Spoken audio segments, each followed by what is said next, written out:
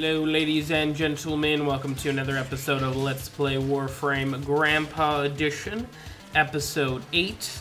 I'm your host of the most, as always, Francois878. Now, today we are going to be talking finally about the Zenistar. This is a unique weapon in the login series. You'll get the Zenistar for logging in for 300 days total in Warframe, not consecutively, don't worry about it.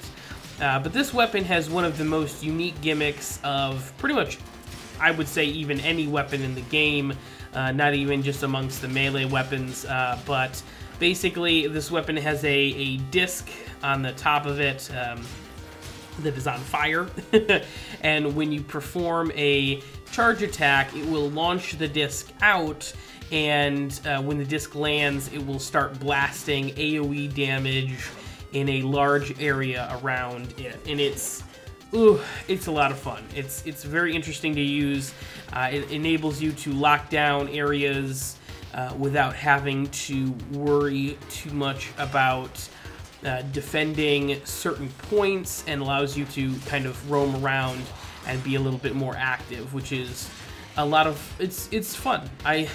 This game is all about moving and flying around like a super space ninja that you are, so the Zenistar gives you a little bit of leeway for that, especially on defense and interception missions. Now, this weapon also has some unique stats as well. It deals 130 base damage.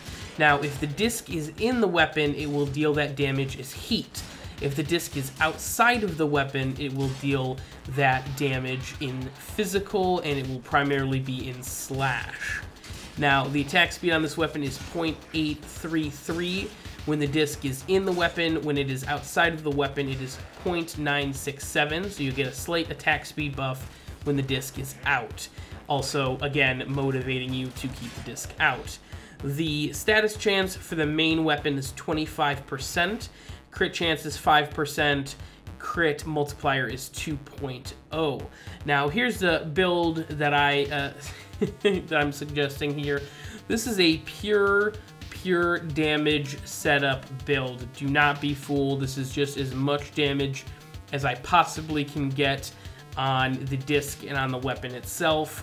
Pressure point, fury, and reach on there. I have the primed versions. If you don't have the primed versions, the regular versions will obviously work just fine, and that's because the crit chance for this weapon is very low, so Berserker isn't exactly viable. And reach is great because reach and primed reach also affect the range of the disc, of the AoE on the disc, so it's almost a must-have on this weapon. Spoiled Strike is a corrupted mod that I haven't used in a while, actually. It's kind of a weird mod. It basically increases base damage and decreases attack speed. I found that the decrease, especially since I have Primed Fury on, isn't necessarily so bad, and the extra 100% damage is very helpful on keeping the getting those kills with the disc. Now, the last four mods are obviously going to be your elemental mods. I've got two 90% elemental damage mods and two 60% elemental damage status chance mods. And the reason I have 2 and 2 is, again, for damage, and also with 120% status chance, the disc will have a over 100% status chance, because the disc will deal a base 50 heat damage with a 50% status chance. The damage and status chance does differ from the base weapon. Like I said, with 120% base status chance increase from those two dual stat mods, you'll be over 100%. So your disc will be proccing status effects 100% of the time. Now, that is the main focus of the weapon. Having that disc out to proc blast, to proc corrosive, to proc radiation, that is the main focus of this weapon. Now, Spoiled Strike is kind of the black sheep of this build. It's not necessarily the best choice. Like I said, I like to pump it up for as much damage as possible.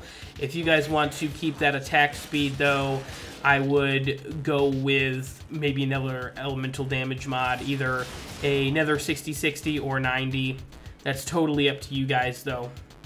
I found the attack speed with Spoiled Strike to be quite comfortable for both the disc and the weapon, especially when the disc was outside of the weapon. But again, and mostly, and that's a part because of Temple Royale being such a such a great stance mod. Overall, I really like this weapon. It's a lot of fun. I think the stat changes, depending on whether the disc is in the weapon or not, are really cool, and it's really flavorful and detailed. And I really like that DE took the time to actually sort that out and make that happen. So I'm hoping that they continue to do that. And honestly, design choices for weapons have been pretty great since the Zenistar's release. So I'm glad they I'm glad they learned from it. But let me know in the comment section what you think of the weapon, what you think of my build, whether I'm absolutely crazy or not, because like I said, it's a kind of a black sheep build. But until next time, folks, I've been your host of the most, as always, Francois878, signing off.